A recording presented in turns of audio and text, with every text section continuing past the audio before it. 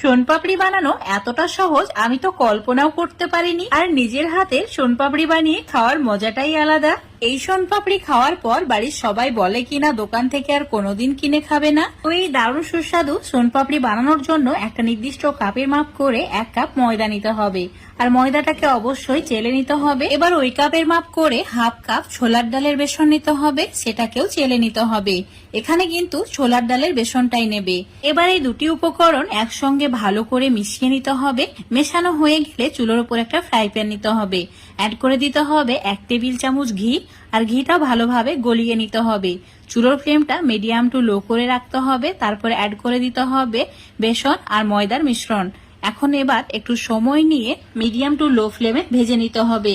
প্রায় 10 মিনিট এভাবে ভেজে নিয়েছি। খুব সুন্দর একটা সুগন্ধ বের হচ্ছে। তো একটা পাত্রে ঢেলে রেখে দিচ্ছি ঠান্ডা করে নেওয়ার জন্য।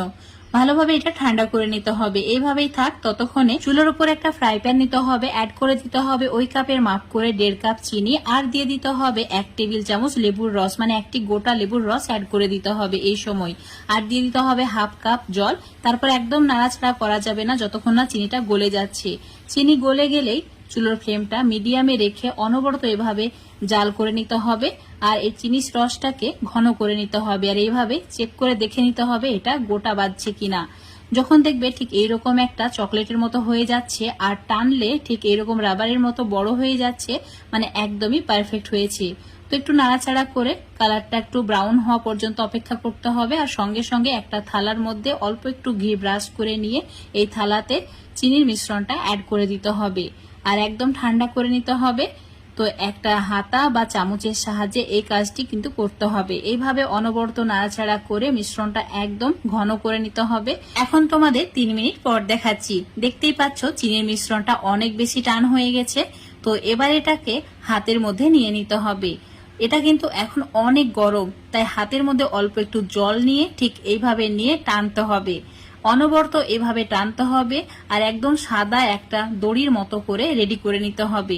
এইভাবে টানলেই কিন্তু এর কালারটা চেঞ্জ হয়ে যাবে, দেখতেই পাচ্ছ। আর এটা কিন্তু অনেক বেশি সিল্কি হচ্ছে।